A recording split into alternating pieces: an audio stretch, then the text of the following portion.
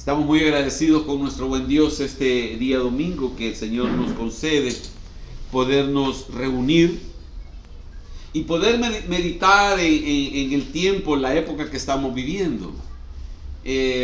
Como ustedes se dan cuenta, en las noticias también sale que los centros comerciales y las calles están abarrotadas. Desde quizás como las 5 o 6 de la tarde en adelante hasta 11, 12 de la noche, las calles están, y los centros comerciales ni se diga. Y todo es por una razón que la hemos visto tradicionalmente hablando como buena.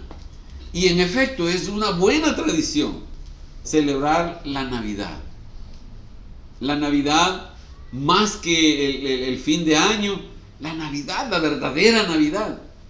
Y es bien irónico, fíjense, bien irónico, porque hace un par de días en un centro comercial estaba esperando a que llegara mi esposa. Andaba derrochando y derrochando y derrochando. Andaba mi esposa con mi hija, y entonces, como típico esposo, aquí te voy a esperar, le digo yo, y yo me quedé ahí sentado viendo una presentación. Y miren qué irónico, chistoso el hecho de que Santa Claus, fíjese, Santa Claus, el que estaba disfrazado de Santa Claus, hablando de Jesús. Y Jesús quiere nacer en sus corazones en esta temporada, y de Santa Claus disfrazado y todo, y todo. Y la gente lo sabe, fíjese, las personas saben que estamos celebrando, saben que es una tradición, pero vamos a ver a través de la Biblia qué es lo que pasó cuando el Señor Jesús iba a venir. Y para ello le invito a que abra su Biblia, por favor, en el Evangelio de Isaías, capítulo 53. Así se le conoce al libro de Isaías, como el Evangelio del Antiguo Testamento. ¿Por qué? Porque describe muchas profecías, habla de muchas profecías cuyo cumplimiento era en Cristo, así como los evangelios. Y entonces Isaías se le conoce como el Evangelio del Antiguo Testamento. Algunos le han mencionado como el quinto Evangelio, precisamente por eso, porque muestra a nuestro Señor Jesucristo desde antes de venir a la tierra. Isaías 53, vamos a estar leyendo del versículo 2 en adelante. Dice así: subirá cual renuevo delante de él, y como raíz de tierra seca, no hay parecer en él, ni hermosura. Le veremos, mas sin atractivo para que le deseemos. Despreciado y desechado entre los hombres, varón de dolores, experimentado en quebranto, y como que escondimos de él el rostro, fue menospreciado y no lo estimamos. Ciertamente llevó él nuestras enfermedades y sufrió nuestros dolores, y nosotros le tuvimos por azotado, por herido de Dios y abatido. Mas él herido fue por nuestras rebeliones, molido por nuestros pecados. El castigo de nuestra paz fue sobre él, y por su llaga fuimos nosotros curados. Todos nosotros nos descarriamos como ovejas, cada cual se apartó por su camino, mas Jehová cargó en él el pecado de todos nosotros. Angustiado él y afligido, no abrió su boca. Como cordero fue llevado al matadero, y como oveja delante de sus trasquiladores, enmudeció y no abrió su boca. Por cárcel y por juicio fue quitado. Y su generación, ¿quién la contará? Porque fue cortado de la tierra de los vivos, y por la rebelión de mi pueblo fue herido. Y se dispuso con los impíos su sepultura, mas con los ricos fue en su muerte. Aunque nunca hizo maldad, ni hubo engaño en su boca. Con todo eso, Jehová quiso quebrantarlo, sujetándole a padecimiento.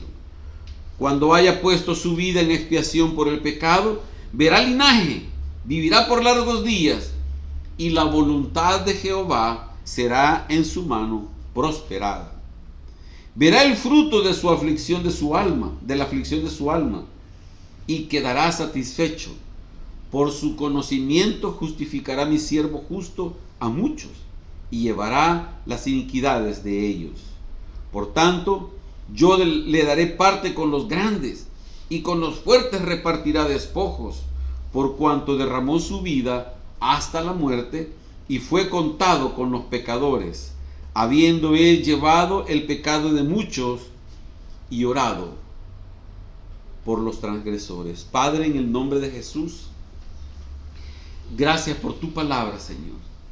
Gracias por haber anunciado la llegada del Mesías. Gracias porque vino el Mesías y ahora lo sabemos. Hemos leído y hemos experimentado el nuevo nacimiento para todo aquel que cree. Señor, gracias por el Mesías anunciado. Gracias, Señor, en el nombre de Jesús. Permítanos experimentar, aprovechar su llegada, su venida, su ministerio. Padre, en el nombre de Jesús te damos las gracias. Amén. El título que le hemos puesto a este mensaje es: el Mesías anunciado ha llegado. El Mesías anunciado ha llegado. Qué triste es saber que el pueblo de él, su pueblo natural, el pueblo de Israel, el Señor vino donde ellos y ellos no lo conocieron, no quisieron recibirlo, no le creyeron, dijeron: no es este el Mesías. Estamos hablando de hace más de 2000 años. Y aún hoy en día todavía lo esperan. Ellos esperan un Mesías. Los judíos ortodoxos, hay judíos creyentes, pero hay judíos ortodoxos que continúan pensando que el Mesías no ha venido, no ha llegado el Mesías de ellos, y que ellos piensan que va a ser un líder judío que traerá a la tierra paz y prosperidad. La palabra Mesías proviene del hebreo Mashiach, que significa el ungido o el elegido para gobernar. Los judíos ciertamente creen que va a ser un descendiente de el rey David y que lo va a gobernar a ellos como nación, y que al resto del mundo también va a llegar un punto de que lo va a gobernar. Estas profecías de Isaías fueron escritas más de 700 años antes que se cumplieran. 700 años, se puede imaginar. Isaías no tenía ni idea de lo que él estaba escribiendo que iba a suceder. Pero bueno, así es el contexto del Mesías en cuanto al libro de Isaías y lo actual. Quisiera que viéramos brevemente algunas de las profecías que se dan tanto en el libro de Isaías como en otros libros del Antiguo Testamento, que hablan del cumplimiento de Jesús, de la llegada del Mesías. Y la más antigua o la primera profecía la encontramos en Génesis 3:15. En Génesis 3:15, los teólogos, los estudiosos han visto que allí fue el primer anuncio de la llegada del Mesías. Dice Génesis 3:15: y pondré enemistad entre ti y la mujer, entre tu simiente y la simiente suya. Esta te herirá en la cabeza y tú le herirás en el calcañar. ¿De qué está hablando aquí? ¿A quién le está hablando? Fíjese, ¿a quién le está hablando Dios en estas palabras? ¿A quién le está hablando? Le está hablando a la serpiente. Y el Señor, Dios, le dice a la serpiente que la simiente de la mujer dice que va a herir a la serpiente en la cabeza, y que la serpiente va a herir a la simiente de la mujer, dice que la va a herir en el calcañar. que es un daño pero menor, leve. Estamos hablando de la cruz y toda la pasión del Señor. Bueno, la primera profecía sobre la llegada del Señor Jesucristo. Veamos Isaías 7:14, por favor. ¿Qué otra profecía vemos aquí? Isaías 7:14. Dice, por tanto, búsquelo. Por tanto, el Señor mismo os dará señal. He aquí que la Virgen concebirá y dará a luz un hijo, y llamará su nombre Emmanuel. Esta profecía habla de una virgen, pero no estamos hablando de una virgen en el concepto religioso actual, en cuanto a lo que implica la deificación que hacen de María como virgen. Está hablando de la virgen como el acto como una doncella, una señorita que no se ha casado, que no ha tenido una relación sexual. Entonces está hablando de ella como virgen, como tal. Y entonces vemos que Isaías no está diciendo Jesús, pero aquí la variante son dos. Una, que van a ser de una virgen. Bueno, muchos niños nacen de vírgenes, pero la principal es, ¿cómo se habría de llamar? Emmanuel. Y el nombre de Emmanuel, ya lo vamos a ver más adelante, significa Dios con nosotros. Me pregunto qué han de explicar los judíos o los testigos de Jehová cuando dicen de que Jesús no es Dios. Y entonces lo que nosotros vemos es fácil decir, pues está claro que Emmanuel es Dios con nosotros, el Señor Jesús, y la Biblia lo menciona como tal. Ya lo vamos a ver más adelante. Bueno, veamos Isaías capítulo 9, por favor. Isaías capítulo 9. Otra profecía que vemos en el Evangelio de Isaías. En el quinto evangelio, Isaías capítulo 9, versículo 6. Dice, porque un niño nos es nacido, hijo nos es dado, y el principado sobre su hombro, y se llamará su nombre admirable, consejero, Dios fuerte, Padre eterno, príncipe de paz. ¿Cómo se habría de llamar este niño? Dice, Dios fuerte. El judío ortodoxo no concibe la idea de que Dios pueda estar aquí entre los hombres. Pero ese es el nombre que el mismo Señor está diciendo. Así le voy a poner al Mesías. Así se va a llamar el Hijo de Dios. Se va a llamar Dios fuerte.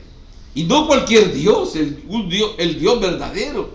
Y el más fuerte o el más poderoso. Entonces nosotros podemos ver en las profecías cómo el mismo Señor está diciendo que el Mesías iba a ser Dios mismo. Una parte de la Trinidad es la que está diciendo, yo voy a ir como Dios, porque soy Dios, representado en el Hijo. Ahora bien, nosotros alcanzamos a entender que es Dios mismo el que descendió y anduvo aquí entre los hombres y anduvo allá caminando en Israel, no necesariamente aquí en América, no necesariamente en África, o allí en Israel, ahí anduvo el Señor caminando y sus pies pisaron esa arena, esa tierra, esas piedras. Pero ¿se puede usted imaginar que Dios esté en medio del hombre? No un falso Dios. Los falsos dioses, como no existen, dicen que está por aquí, que está por allá, que clavado aquí, que caminando por allá. El propio Dios, el Dios verdadero, el Dios fuerte, está diciendo, yo voy a llegar a la tierra y voy a andar ahí entre los hombres. Como el Dios Santo, como el Dios Todopoderoso, con todo su esplendor, con toda su gloria, se encapsula en un cuerpo humano y viene acá a la tierra. Eso mi mente no lo alcanza a entender.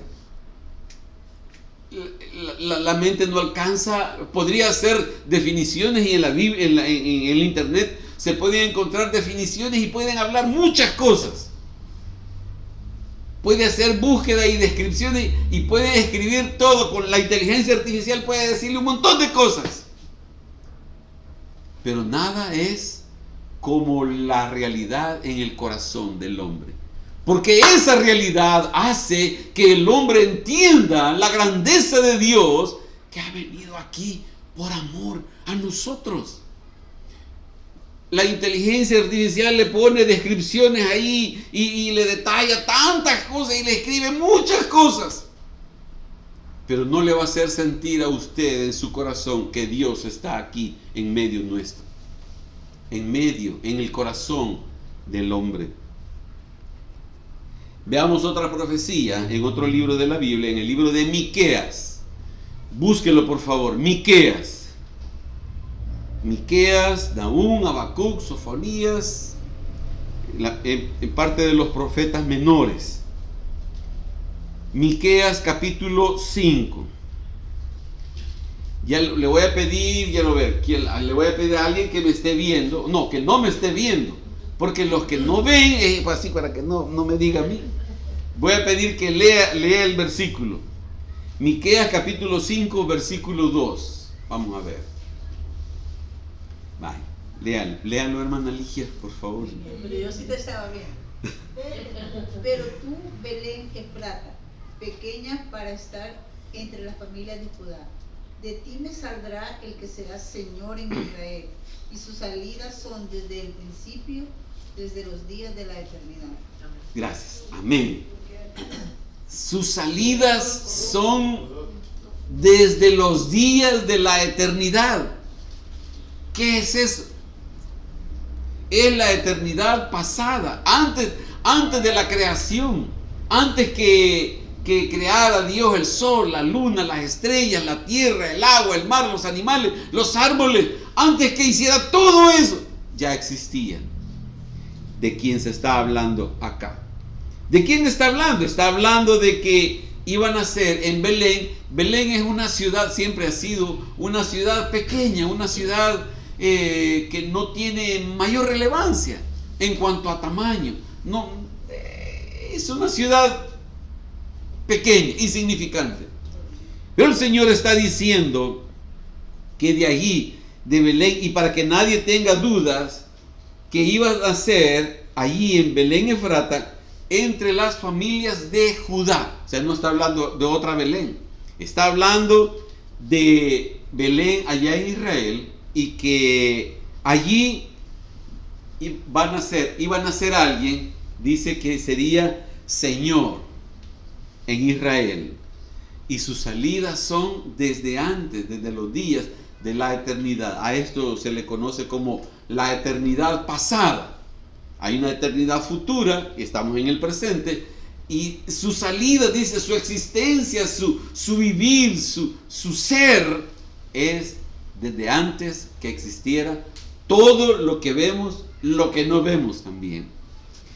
Bueno, estas son algunas de las profecías del Antiguo Testamento que hablan sobre la venida del Mesías, el Hijo de Dios, Dios mismo, 700 años antes de que se cumpliera, antes de que la Virgen concibiera, dice que habrían de suceder estas cosas. 700, hermano, mire, son como 30 generaciones quizás en estos 700 años, no, menos. Pero ¿cómo habría si lo ponemos de 80 años, son como 7 quizás? Pues bueno, no importa, la cuestión es que es mucho tiempo antes de que se dieran las cosas El Señor ya lo estaba anunciando. Bueno, ese Mesías anunciado, el pueblo de Israel tendría que estar expectante. ¿Cuándo va a ser? ¿Cuándo va a suceder esto? El pueblo de Israel, digo Israel porque a ellos era la profecía. Entonces ellos tendrían que estar viendo el tiempo que se dieran las cosas. ¿Cuándo? Podrían estar expectantes de que en Belén tenía que nacer. Y en segundo lugar, cuando una virgen, cuando una señorita estaba embarazada, era de ir a averiguar quién es el esposo y tú quién eres, estando interesados en querer saber si podría ser ese el Mesías. Y decir, no es porque está casada, porque ya está con su esposo, ya no, entonces no era. Pero no existía eso. Veamos qué pasó. Lucas capítulo 2, por favor. Lucas capítulo 2. Recuerdan que hubo un censo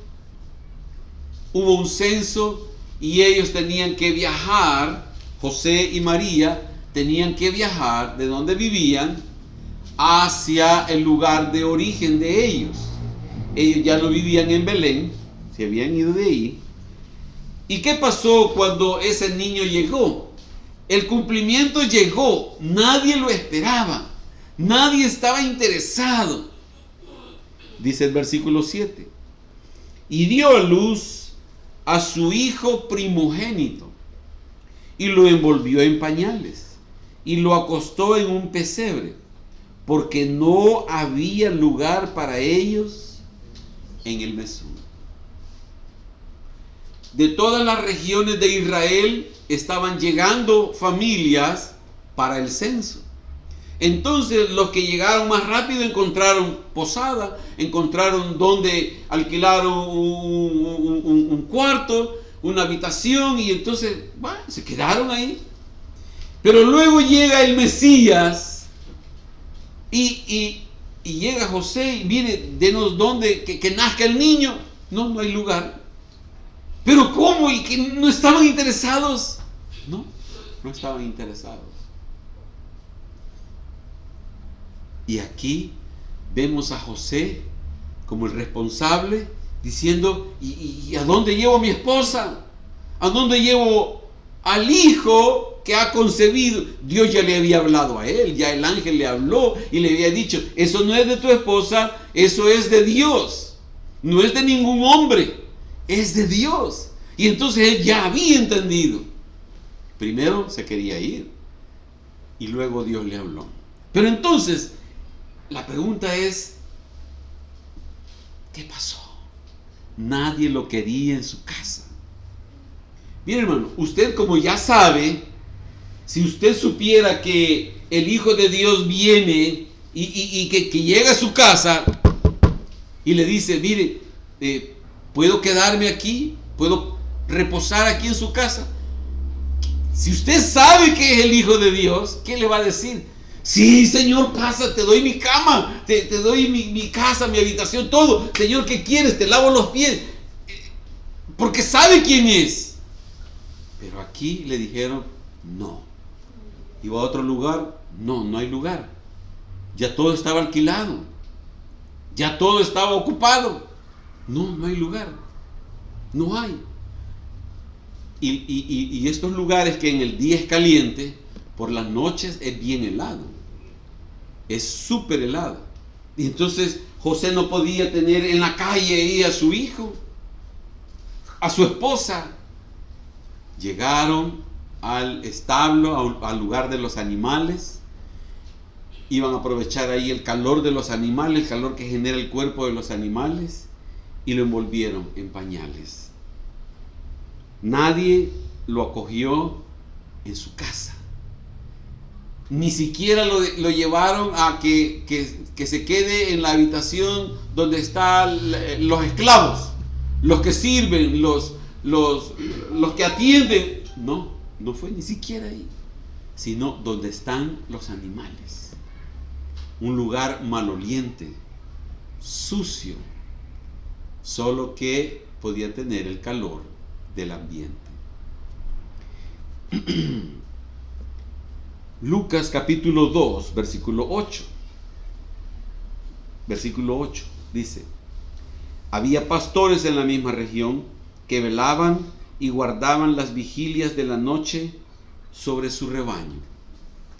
Jesús nace y solo José sabía, y los magos que venían del oriente, los reyes magos, que, bueno, así lo traduce la Biblia, pero la cuestión es que ellos iban llegando a buscarlo.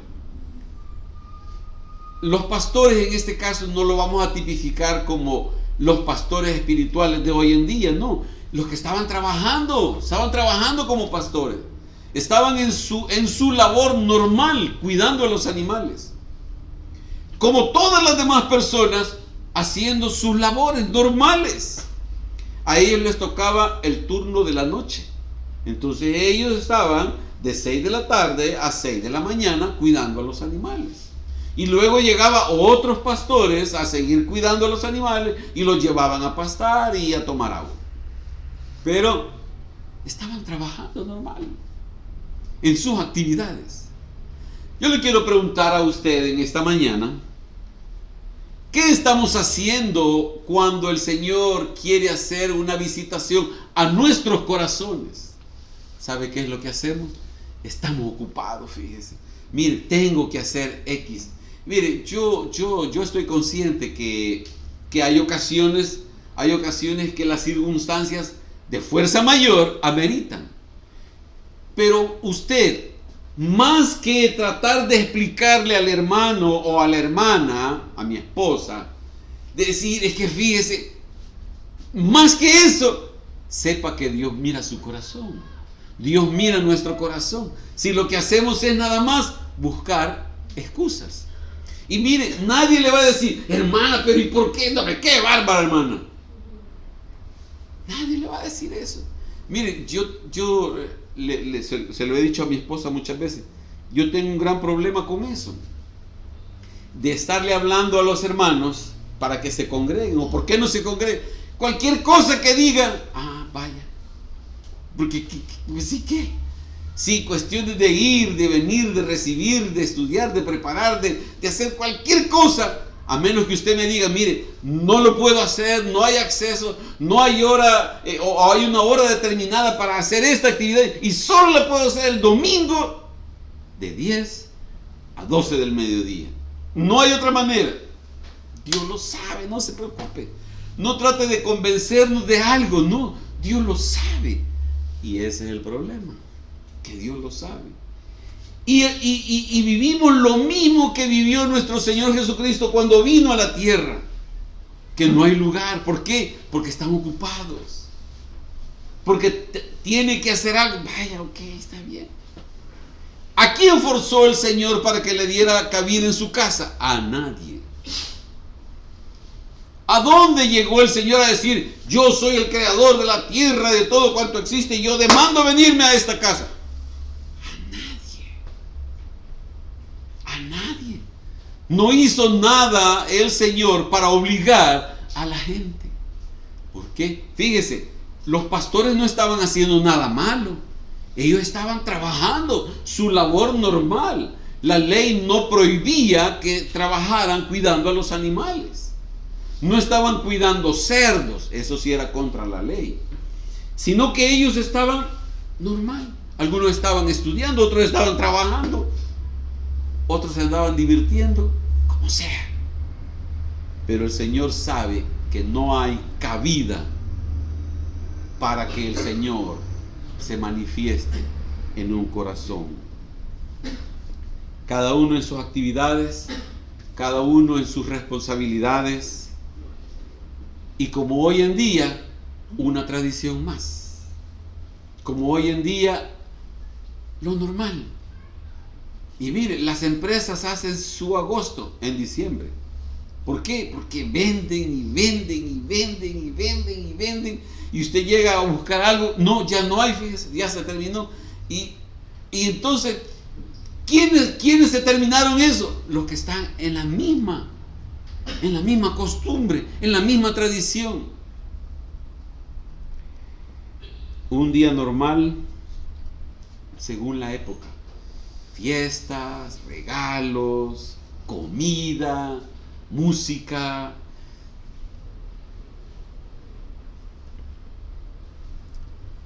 Pero ¿qué pasó cuando supieron que el Mesías había nacido? ¿Qué pasó en ese momento, en ese tiempo, cuando supieron, cuando dijeron que el Mesías ya vino? Veamos lo que sucedió. Mateo capítulo 2, por favor. Veamos qué pasa en nuestras vidas cuando sabemos que es el Señor. Mateo capítulo 2, versículo 3. Dice: oyendo esto, el rey Herodes se turbó. Imagínense el rey. El rey le llega un impacto. Ha nacido el rey de Israel. Y él era el rey. ¿Qué significaba? Que le iban a dar, quítese del reino. Ha venido el rey de Israel, el Mesías de Dios. ¿Qué tendría que haber hecho Herodes? Herodes tendría que, igual que nosotros, ¿qué? ¿El Señor ya nació? ¡Sí! ¡Gracias, Señor! Pero aquí estaba Herodes turbado. Mire, le voy a dar el significado el griego de esta palabra de turbado. Dice que es que arma alboroto, inquieto y perturbado. No es nada agradable, no era una emoción positiva, no era algo de decir gracias, Señor. No, se turbó. Ahora bien, ¿y qué hizo todo el pueblo? ¿Qué más? Dice, y toda Jerusalén igual que el rey. El rey se turba y todas las personas que lo supieron también se turbaron. Nadie se alegró, nadie dio gracias a Dios. Todos menospreciaron y no querían al Mesías, no querían a Dios, no querían al Señor en medio de ellos, porque sabían la vida que llevaban que no estaba de acuerdo a la voluntad de Dios. Se turbaron, se enloquecieron, se molestaron, se indignaron. ¿Por qué en esta época? Se turbó, se alborotaron todos, se inquietaron todas las personas. Estaban perturbados. Así se traduce esta palabra. Nadie se emocionó, nadie estaba contento, nadie estaba agradecido, nadie estaba queriendo llegar a verlo para saludarlo y conocer.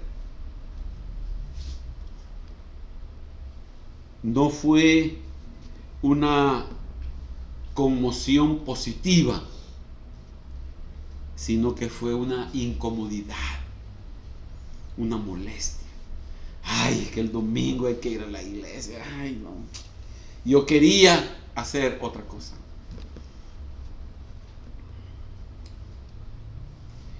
Esto fue el pueblo de Israel. Asumimos que el pueblo de Dios se alegra con el Mesías. Ahora bien, ¿cómo reaccionó ese pueblo? Ahí mismo en Mateo capítulo 2, versículo 16. Herodes entonces, cuando se vio burlado por los magos, se enojó mucho y mandó matar a todos los niños menores de 2 años que había en Belén y en todos sus alrededores, conforme al tiempo que había inquirido de los magos. Vaya, pues. No solo se turbó y se molestó, se inquietó, sino que dijo, hay que matarlo. alguien que viene a gobernar en mi lugar, no lo voy a permitir. Yo quiero que mi hijo siga gobernando. No voy a aceptar que venga otro rey. Pero es el Mesías, el enviado de Dios. No quiero que gobierne mi vida. No quiero que gobierne lo que yo hago. No quiero que me cambie mis planes. No quiero que me cambie mi forma de vivir. No quiero que sea el que mande con sus estatutos en mi vida. No quiero que gobierne.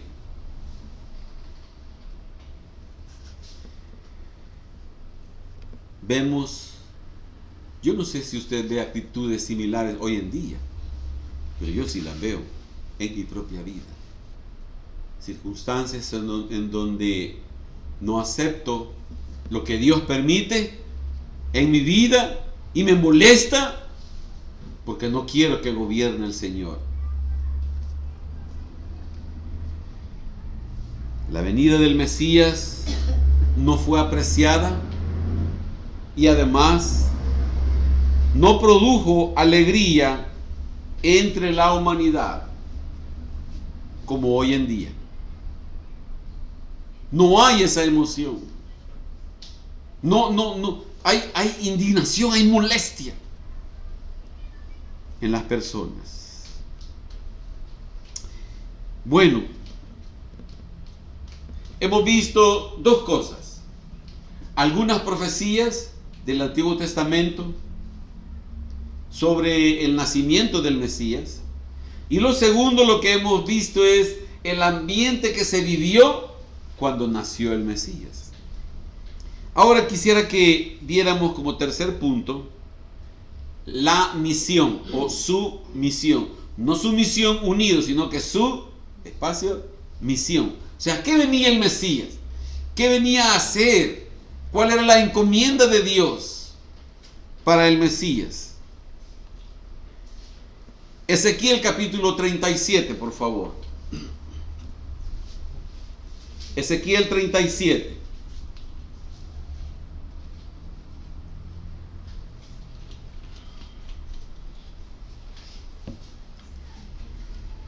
Ezequiel 37, versículo 24. Dice: y David, mi siervo, será rey sobre ellos, y todos ellos tendrán un solo pastor, y andarán en mis juicios, y guardarán mis estatutos, y los pondrán por obra. Aquí no está hablando de los pastores. Está hablando de David. Ya había muerto en esta época. David ya no estaba. Pero dice entonces que habría de ser un David en la persona de un rey, y que él habría de establecer un reino eterno. Entonces, habla del gobierno. Fíjese, esta es la figura de lo que ellos están esperando. Un rey que va a gobernar en todas las naciones, para siempre. Y en efecto, el Mesías ha venido para gobernar, para ser el dueño, amo y señor de nuestras vidas. Habría de ser alguien que por medio de sus estatutos nos enseñe qué hacer y qué no hacer. Y cómo, no a la fuerza, no como un déspota, no como alguien que obliga a las personas a hacer cosas, sino que es un rey que estaría siendo obedecido por amor, por gratitud. Ese rey no habría de venir a doblegar a las personas, a obligarlas a obedecer por la fuerza, sino por amor. Deuteronomio capítulo 18, por favor. Deuteronomio 18.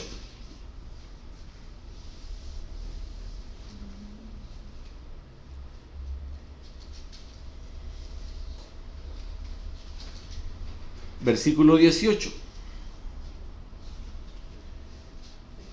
Te levantaré profeta de en medio de tus hermanos, como tú, y pondré mis palabras en su boca, y él les hablará todo lo que yo le mandare. Aquí está hablando entonces de que el Mesías que habría de venir vendría a revelar, a hablar sobre la palabra de Dios. No existe otro libro, no existe una revelación que alguien diga, Dios me está diciendo y me está mandando, me está diciendo que les diga a ustedes a que hagan algo en particular. Ya hemos visto experiencias y han sido experiencias desagradables de cómo han habido hombres que han dicho que han hablado en nombre de Dios y han llevado a las personas al suicidio. Han llevado a las personas a sacarles dinero, a sacarles sus propiedades, sus escrituras, y que mire, sí, viene, Dios me habló, y ahí viene y firma un papel y dice, sí, Dios me dijo esto, y el pastor es el que está diciendo ahí que le lleven cosas.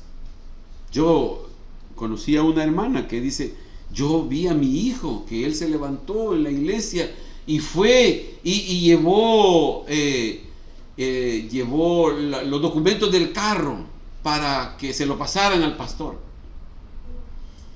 y la casualidad que ahí había un notario a la par del pastor, ya se imagina. Entonces aquí estamos viendo de cómo dice el Mesías que el Mesías habría de hablar todo lo que Dios le hablare, sin el abuso que nosotros hemos visto en la historia de la humanidad. No sé si en la historia de la iglesia habría que decir, pero estamos viendo entonces cómo el Mesías habla, y que usted y yo no nos podemos alejar del libro de Dios, de la palabra de Dios. Ahora bien, la pregunta es, ¿y usted conoce la palabra de Dios? ¿O solo el día domingo que la viene a leer aquí? ¿Usted conoce, tiene la oportunidad, la opción durante el día? ¿O es una persona tan ocupada que pasa ocupado 24 horas al día? No sé si pasa ocupado 24 horas al día, y entonces yo le diría, es cierto, no tiene posibilidad. Pero estamos hablando de cómo el Señor ha hablado su palabra por medio del Mesías, y que además quiere que nosotros la conozcamos. Quiere que nosotros estemos llegando al conocimiento de su voluntad. Quiere que nosotros estemos llegando al punto de saber qué es lo que Dios quiere en cuanto a nuestras vidas. Es necesario que usted y yo estemos conociendo su palabra. Es necesario que usted y yo estemos conociendo qué dice el Mesías en cuanto a Dios. ¿Qué es lo que Dios quiere? Ya. ¿Qué es lo que Dios quiere en cuanto a su voluntad? Por favor, vuelva a leer Deuteronomio 18, versículo 18. Dice, te levantaré profeta de en medio de tus hermanos como tú, y pondré mis palabras en tu boca, y él les hablará todo lo que yo le mandare. Él va a hablar todo lo que yo le mandare. Necesitamos conocerlo, hermanos. Necesitamos conocer qué es lo que Él ha mandado para mi vida. Necesitamos conocer qué es lo que yo debo de hacer. En términos generales, mire, hermano, En la Biblia usted no va a encontrar, sí, es correcto que compres la casa ubicada en la colonia tal, pasaje tal, número 4, y en tanto, eso no lo va a encontrar. No va a encontrar si se compra un vestido color verde que sea de manga larga y que sea... Eso no va a encontrar esas cosas. Pero sí va a encontrar mandamientos específicos de qué hacer y qué no hacer en relación al pecado. Y usted, las decisiones que tenga que tomar durante el día es de que usted le diga: Señor, guíame, Señor, ábreme puertas, Señor, lo que se haga tu voluntad. Y te voy a alabar y glorificar en todo lo que tú estás permitiendo en mi vida, porque mi vida está en tus manos, Señor. Su vida está en las manos de Dios y Él sabe lo que está haciendo con usted. Pero necesita estar oyendo qué es lo que Dios dice en su palabra, y que esté transformando nuestras vidas. Hebreos capítulo 7 y versículo 26. Hablando no en forma profética, pero sí en cuanto al Mesías. ¿Quién habría de ser el Mesías? Hebreos 7 versículo 26. Dice: porque tal sumo sacerdote nos convenía. Porque tal sumo sacerdote nos convenía, santo, inocente, sin mancha, apartado de los pecadores y hecho más sublime que los cielos. Aquí le está atribuyendo una responsabilidad más al Mesías, porque dice que el Mesías habría de ser un sumo sacerdote. El Mesías habría de ser un sumo sacerdote, hablando de la figura del sumo sacerdote del Antiguo Testamento. El sumo sacerdote era el que entraba al lugar santísimo a ofrecer el sacrificio por el pueblo. Y él era el único, el sumo sacerdote era el único que entraba al lugar santísimo a interceder por el pueblo. Entonces nosotros vemos aquí al Mesías, a su sumo sacerdote, intercediendo por nosotros delante del Padre. Usted sabe que no hay otro intercesor, no hay una intercesora, no hay nadie más que el sumo sacerdote que intercede por su vida y por mi vida, y por sus hijos, y por su familia, y por quienes usted piense. Está el sumo sacerdote intercediendo delante del Padre. Así es que dice el escritor de Hebreos: porque ese sumo sacerdote nos convenía. Ese era el más conveniente para todos nosotros, porque es el que intercede en una forma efectiva delante del Padre. Regresemos a Isaías, por favor. Isaías 53.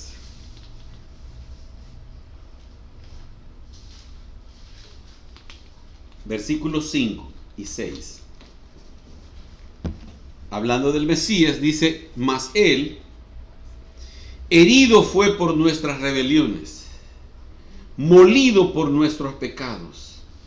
El castigo de nuestra paz fue sobre él, y por su llaga fuimos nosotros curados. Todos nosotros nos descarriamos como ovejas, cada cual se apartó por su camino, mas Jehová cargó en él el pecado de todos nosotros. Esta figura del Mesías habla de una labor. Bueno, yo no sé si usted pueda decir: no, yo creo que este trabajo, no sé cómo lo vayan a hacer. Algo que usted quiera encomendar que le hagan. Algo, cualquier cosa. Si usted conoce al trabajador, usted puede decir: no, es una persona responsable, trabaja rápido, trabaja bien y no le quita un ojo de la cara y es muy consciente. y usted conoce el trabajo de alguien. Pero cuando hablamos aquí del Señor, usted no puede poner en duda que Él sea efectivo. Y no vamos a hablar de lo económico porque Él no le cobra a nadie por un milagro que haga. No le cobra a nadie. Entonces no hay duda que podamos decir, me va a costar. Bueno, vamos a leer nuevamente. Él herido fue por nuestras rebeliones, molido por nuestros pecados. El castigo de nuestra paz fue sobre Él. Y ahí me quiero detener. El castigo de nuestra paz fue sobre Él. Quiere decir que si yo no tengo paz en cualquier circunstancia, fíjese bien, en cualquier circunstancia adversa, negativa, dolorosa, si yo no tengo paz, es porque el Mesías no está haciendo esa obra en mí. Y entonces yo estoy inquieto. ¿Y por qué? Me descontrolo. Porque está diciendo que el castigo de nuestra paz lo absorbió Él para que nosotros tuviéramos paz, para que yo pueda vivir en paz, para que usted pueda vivir en paz, independientemente de los problemas. Yo no digo que si está el problema ahí, usted va a decir, no le voy a hacer caso al problema. No, vaya, haga lo que sea necesario, pero que haya paz en su corazón. Que haya paz en nuestro corazón. Y la mayoría de las cosas que nos quitan la paz son cuestiones que tienen que ver con dinero, fíjese. La mayoría de las cosas, otra de las cosas que nos quitan la paz es cuando hay algún familiar descarriado. Y ahí está, Señor, atráelo, Señor. Mucho cuidado cuando le diga al Señor eso, atráelo, porque Él los atrae con cuerdas humanas. Pero las cuerdas duelen siempre. Duelen. Pero entonces, estamos hablando de que la circunstancia suya debe de haber paz. Pero mire, pero son mis derechos. Debe de haber paz en su corazón. Porque el Mesías ya se llevó el castigo de todo eso. El Señor lo absorbió para que usted viva en paz. ¿Se puede o no se puede? No, no se puede. Va, está bien.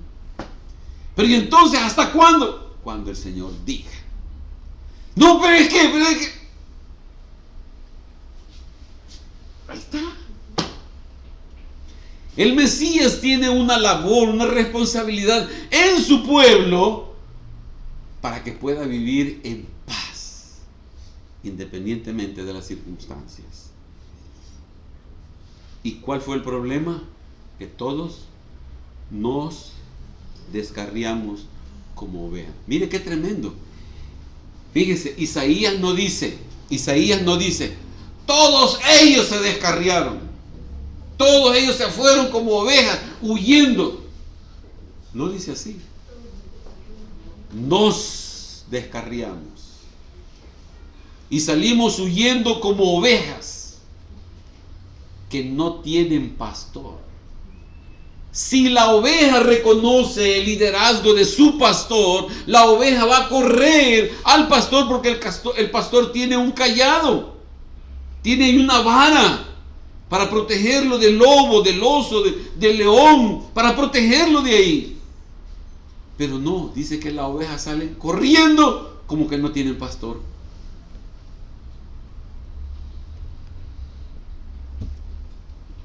El Mesías anunciado ya vino, ya llegó, está aquí para que su pueblo pueda recibir los beneficios del Mesías. Hermanos, salgamos del bullicio, salgamos. O sea, no digo que usted no compre, no me refiero a eso. Me refiero a que haya paz en su corazón y no haya desesperación. Voy a correr. Y bueno, yo no sé si todavía lo hacen, de que el día que se van las personas hasta de madrugada a hacer cola para que abran el establecimiento y agarrar las mejores ofertas. Quítese todo eso. Tenga paz. Y mire que el tráfico aquí estoy, que tengo que llegar. Que haya paz en su corazón. Y se arruinó el carro, mire, se le ponchó la llanta, mire, y mire aquí el gran tráfico que estoy haciendo. Que haya paz en su corazón. El castigo ya se lo llevó Él. No retenga usted ese castigo de la desesperación, porque no hay paz.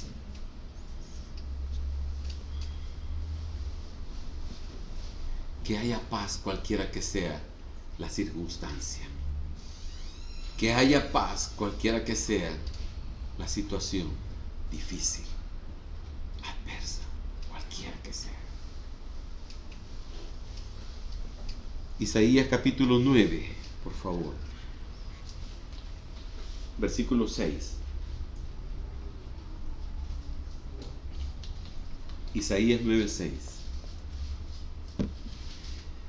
Porque un niño nos es nacido, hijo nos es dado, y el principado sobre su hombro, y se llamará su nombre admirable, consejero, Dios fuerte, Padre eterno, príncipe de paz. Hermanos, el Mesías tiene un ministerio bien completo, en donde usted no necesita nada ni nadie para que le ayude en su corazón. Cualquiera que sea la circunstancia, cualquiera que sea, porque su ministerio abarca todo, el todo del hombre. Dice que este Mesías habría de llamarse admirable, consejero, Dios fuerte, Padre eterno, príncipe de paz. Está queriendo aconsejar su vida. Está queriendo el Señor decirle: no lo hagas, o haz esto, o espérate, o mañana, antier, no se pudo, entonces la otra semana. O sea, Él quiere guiar, quiere aconsejar nuestras vidas. Él está queriendo desarrollar el ministerio. Y mire, uno de los nombres de Él es Príncipe de Paz. Mire, que las circunstancias que le hacen perder el sueño, tráigalas a los pies del Señor y diga: Señor, me estoy desesperando por esto y debe de haber paz. Si tu nombre, Señor, es que eres príncipe de paz, trae delante de Él todas esas preocupaciones y angustias y aflicciones que usted no puede controlar. Tráigalas todas a los pies del Señor y que pueda haber paz. No se ande comiendo las uñas así del nerviosismo. O en la noche no se ponga a ver el Facebook a las 3 de la mañana, a la 1 de la mañana, viendo y enviando mensajes. Duerma, descanse, repose en el Señor. Viendo el cable, viendo películas en la madrugada. Repose en el Señor. Dígale: Señor, concédeme la paz en mi corazón y que yo pueda dormir, que yo pueda descansar, Señor, en ti, porque tú eres mi príncipe de paz.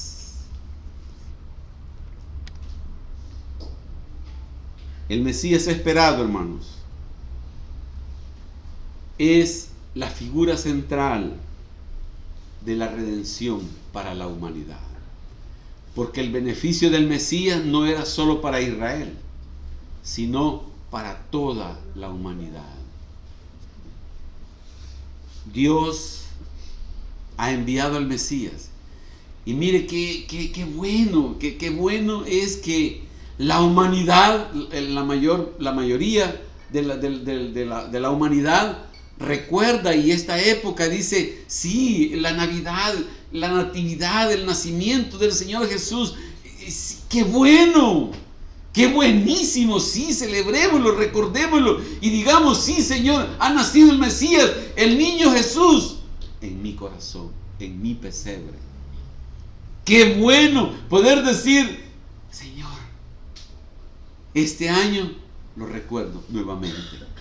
y lo celebro, Señor, porque viniste. No puedo decir que nada más que vino a Israel, anduvo allá y después murió y fue y ascendió al cielo. No, puedo decir, Señor, viniste aquí a la tierra, hiciste un sacrificio que me benefició. Y ahora el niño Jesús, el niño Dios, es Rey, Redentor, Consejero, quiere gobernar mi vida, quiere gobernar mi corazón, quiere gobernar todo mi ser y que yo pueda vivir en paz.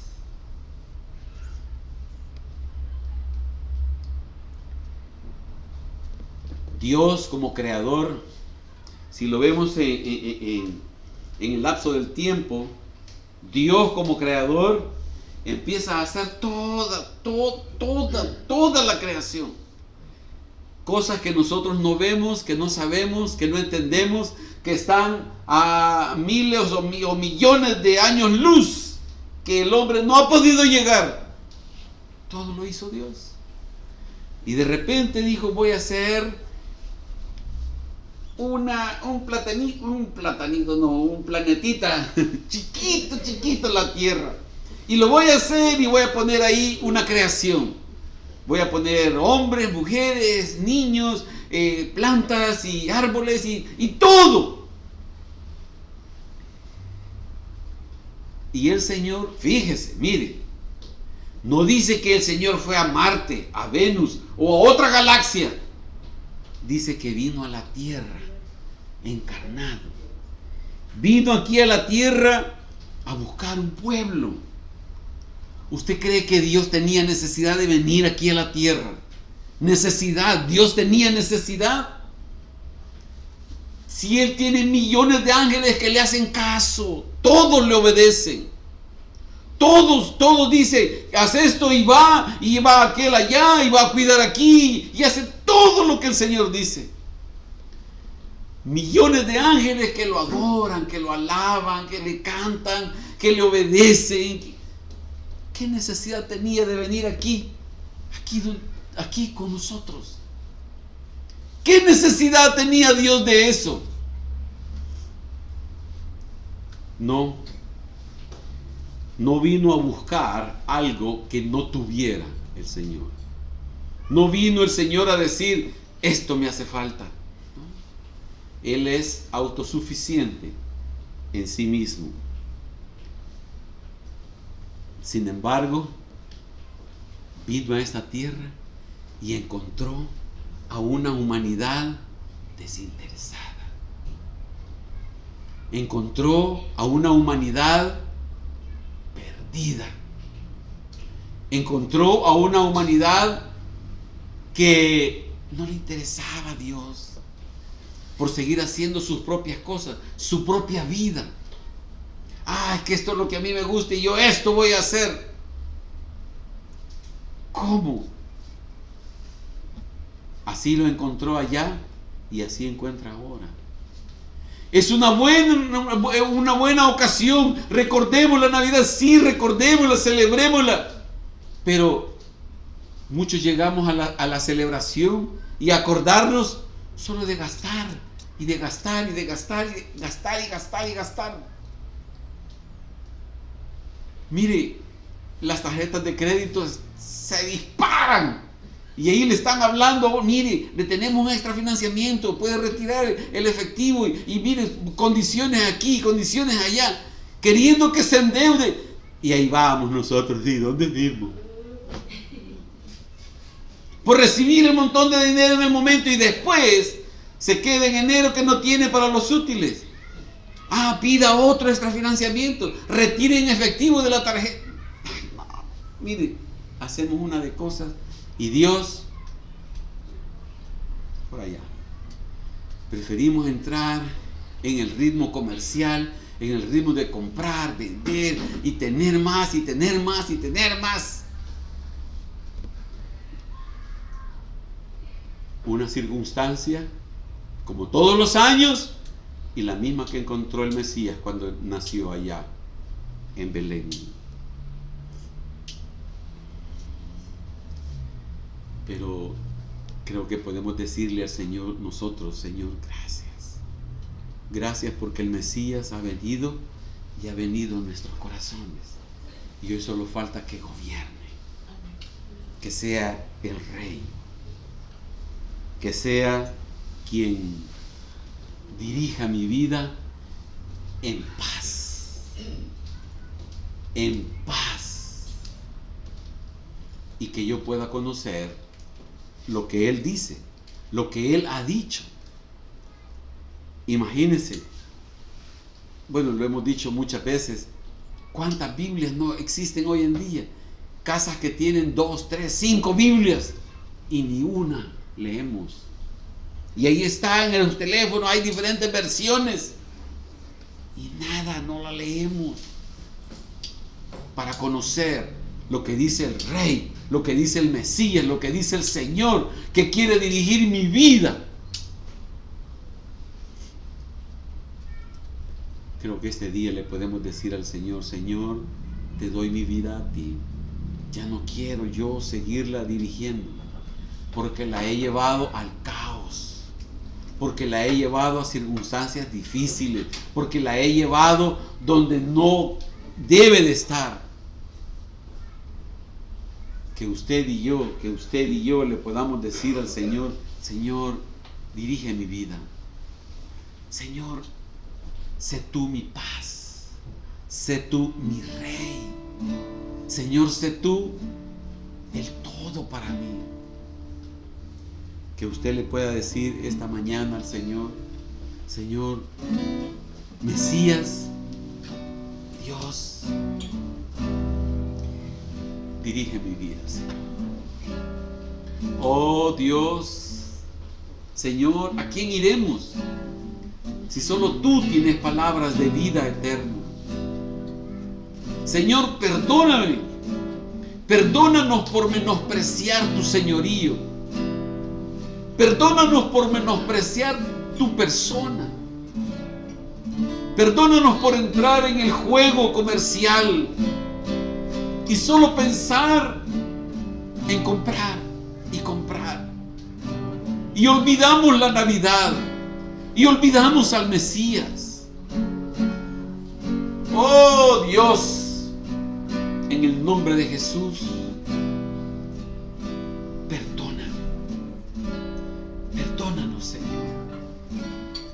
Pero Señor, esta Navidad la quiero celebrar diferente, con el Mesías que ha venido, que el Mesías anunciado ya vino, y que yo pueda vivir bajo su cobertura. Padre, no solo te he pedido perdón, sino que también, Señor, quiero entregar mi vida a ti, Señor, para que tú la gobiernes, para que tú la dirijas, para que tú, Señor, seas el todo de mi corazón, para que te honre, te glorifique, y que tú, Señor, seas visto en cada circunstancia de mi vida, por todos los que me rodean, por quienes me oyen, por quienes me ven, que te vean a ti, Señor Jesús. Señor, te doy mi vida a ti, Señor. Te doy mi vida a ti. Te doy mi vida a ti, oh Rey Jesús.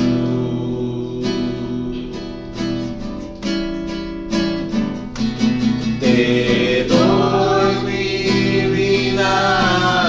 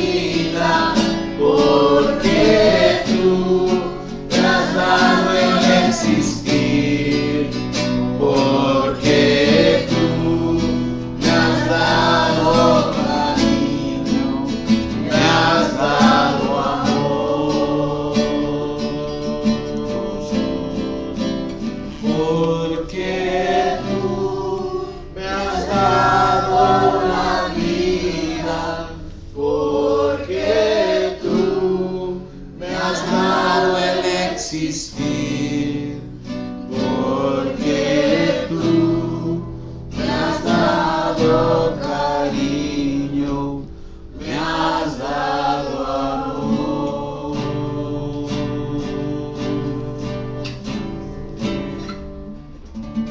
Gracias, Señor. Padre, te damos las gracias por la oportunidad de redireccionar nuestras vidas, Señor. En el nombre de Jesús. Amén.